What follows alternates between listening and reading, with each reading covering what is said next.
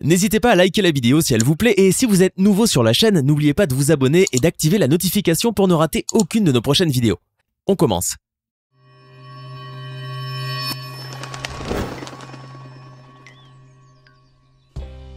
Fauve parmi les plus étudiés du règne animal, le lion mène une vie particulière et étonnante. Contrairement à ce que l'on pourrait croire, elle n'est pas si facile à vivre.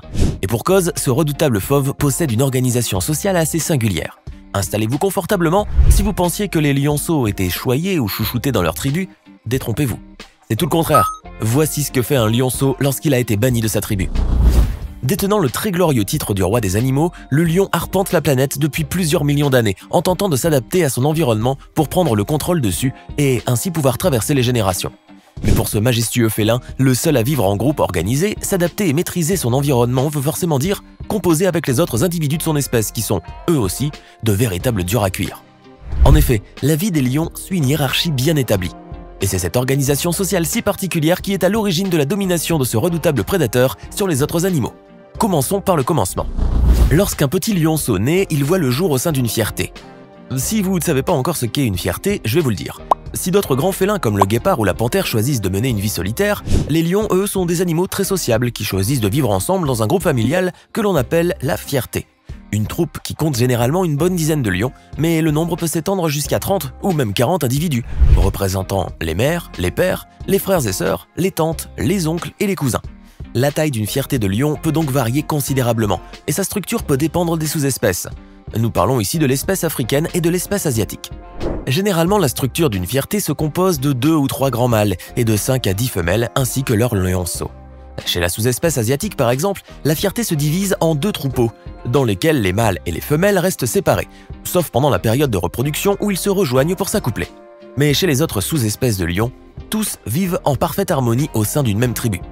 Certains membres peuvent parfois se détacher du groupe pendant quelques jours pour mener une vie solitaire, l'occasion pour eux de chercher de la nourriture et de l'eau.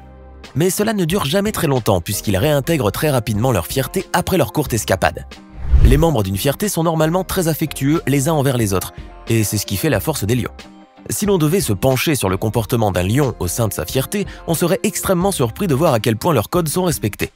Les lions d'une fierté se disent bonjour en se frottant la tête et en se léchant les uns les autres, tout comme nous humains embrassons et enlaçons les membres de notre famille. Vous l'aurez compris, le lionceau naît et grandit au sein d'une fierté très soudée. Sa mère, comme toutes les femelles du groupe, s'occupe de chasser et de capturer les proies. Elle protège la fierté contre les intrus et les autres femelles des autres fiertés avoisinantes qui cherchent à étendre leur territoire. En tant que reproductrices et chasseuses hors pair, les femelles d'une fierté jouent un rôle à part entière dans l'organisation sociale de celle-ci.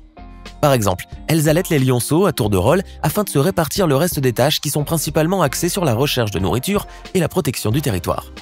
Les femelles sont plus petites et plus rapides que les mâles et n'ont pas de crinière, ce qui les rend plus discrètes et donc plus efficaces lors de la chasse. Lorsqu'une lionne doit quitter ses petits pour aller chasser, une autre lionne de la fierté les garde pendant son absence. Car ce qu'il faut savoir, c'est que les petits d'une même fierté naissent à peu près au même moment. Les femelles leur servent donc de parents communs.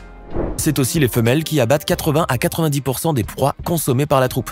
Et cela se passe généralement la nuit quand tout le monde dort. Mais quand le gibier est mis à terre et apporté à la fierté, c'est souvent le mâle dominant du groupe qui ouvre le bal et qui s'approprie la part du lion, suivi des petits lionceaux. Et en parlant des mâles de la fierté, ceux-ci sont plus passifs que les femelles. Ils chassent rarement et laissent cette lourde tâche à leur lionne, tout en s'attribuant d'autres tâches telles que la protection du territoire et sa délimitation. Le lion fait cela en urinant aux limites de son fief et en rugissant afin de décourager et dissuader les étrangers à s'y aventurer. En revanche, comme nous le disions tout à l'heure, les lions mâles ne restent pas inactifs ni constants. Ils partent du groupe et le réintègrent, passent leur journée à se battre entre eux et à apprendre à leurs petits lionceaux mâles à en faire autant. Ils leur apprennent également les techniques de survie parce que tôt ou tard, ces derniers vont devoir quitter la fierté. Chez le plus grand carnivore d'Afrique, chaque aspect de la vie est régi par des règles hiérarchiques bien spécifiques. Au sein d'une fierté, le petit lionceau est soumis très tôt à la dure loi de la nature. S'il n'est pas tué dès les premiers jours par un mâle dominant qui le voit plutôt comme un concurrent, il se voit chassé de la meute car chez les lions, chaque rapport tient de la domination physique et aucun chef de fierté ne saurait accepter de concurrent dans son propre groupe. Pour en revenir à notre petit lionceau mâle, celui-ci reste au sein de la fierté jusqu'à ce qu'il ait atteint sa maturité sexuelle. À ce moment-là, il a déjà 2 ans, voire un peu plus, et il ne peut rester dans la fierté car tôt ou tard son père ou un autre mâle dominant le bannira. Il se retrouve alors menacé par le lion dominant qui se lasse de voir son autorité remise en question et qui le chassera sans scrupule. Il doit donc quitter le groupe le plus tôt possible. Seules les jeunes lionnes sont autorisées à rester dans la troupe, car elles y jouent des rôles primordiaux, voire indispensables à la survie de la fierté. Quand il est chassé, le jeune lionceau devient nomade. En revanche, il voyage rarement seul. La concurrence pour les fiertés de lions étant très forte, les lions mâles qui se retrouvent bannis forment une sorte de coalition et voyagent à plusieurs afin de pouvoir se protéger mutuellement. Ils parcourent donc de très longues distances, nous parlons là de plusieurs kilomètres à la ronde. Ils vont à la recherche de femelles, quitte à transgresser les limites d'une fierté déjà constituée par d'autres lions. Le jeune lionceau mâle erre donc avec le reste de son groupe pendant environ 2 ans, jusqu'à ce qu'il reprenne une fierté existante ou en forme une nouvelle vers l'âge de 5 ans. Puisque le jeune lionceau a très peu d'expérience en matière de chasse, les femelles de son groupe s'étant occupées de cela, il y connaît très peu de succès et il se contente donc de se nourrir des charognes qu'il rencontre sur sa route, si toutefois il a la chance d'en rencontrer. Il tente aussi de s'incruster au sein d'une fierté déjà constituée, viole son territoire, va même vouloir se reproduire avec des femelles fertiles. Mais comme ces fiertés possèdent déjà ses propres mâles résidents, cela se finit généralement par des luttes violentes et en bain de sang. Le scénario classique veut que le vieux mâle perde la bataille. Il se retrouve alors chassé de sa propre fierté. Il mène à son tour une vie de solitaire jusqu'à ce qu'il succombe à ses blessures. Et le jeune lionceau prend alors sa place pour mener sa propre fierté. Le nouveau chef va également tenter de tuer les petits de ses prédécesseurs afin d'enlever tout risque de se faire concurrencer. Cela va aussi permettre aux femelles de retrouver un œstrus, c'est-à-dire qu'elles retrouveront une période d'ovulation et seront donc aptes à avoir de nouveaux petits avec le nouveau chef de bande. Le jeune mâle va pouvoir ainsi s'accoupler plus rapidement et assurer sa propre descendance. Et comme l'espérance de vie d'un lion mâle est relativement inférieure à celle de la femelle, la durée de son séjour au sein d'une fierté est très courte. Le jeune mâle est dans la force de l'âge entre 5 et 10 ans. Passé cette période, il lui est plus difficile de concevoir des petits. Il se verra donc expulsé de la fierté par un autre jeune mâle nomade et continuera son chemin en solitaire, reproduisant le même schéma que le mâle qu'il a lui-même expulsé de la fierté. En résumé, dès que le jeune lionceau est expulsé de sa fierté, son existence se résume à survivre, à dormir et à chercher une meute dont il pourrait prendre les rênes, dans la majorité des temps en terrassant le chef déjà en place. Ceci a lieu lorsque le lionceau a la chance de combattre un vieux mâle et arrive à constituer sa propre fierté. Mais dans bien d'autres cas, le lion mâle ne fait aucune coalition et se retrouve condamné à errer seul en solitaire jusqu'à la fin de sa vie. Et dans ce cas-là, sa destinée est beaucoup plus tragique, car le lion n'étant pas un animal solitaire, il est né au sein d'un groupe et n'est donc pas fait pour vivre seul toute sa vie, pour la simple et bonne raison qu'il n'a jamais appris à chasser. Durant les premières années de sa vie, ce sont les femelles de son groupe qui se sont occupées de le nourrir. Lorsqu'il se retrouve chassé de sa fierté par le mâle dominant et qu'il ne crée aucune coalition avec d'autres mâles, sa vie se résume en des chasses au butin assez maigre. Le lion n'est pas protégé par d'autres mâles, ce qui ne rend que le plus vulnérable. L'absence de protection additionnée à la rareté de la nourriture fait que le pauvre lion mène une vie misérable. En témoigne la photo de ce lion dont les côtes sont très apparentes. Les proies qu'un lion adulte attaque sont généralement plus grandes que lui. Elles comprennent les antilopes, les zèbres, les gnous, les buffles, etc. Bien que ces animaux soient plus gros et plus rapides que les lions, le fait que ces derniers s'entraident et s'unissent lors de la chasse fait qu'ils prennent rapidement le dessus sur elles.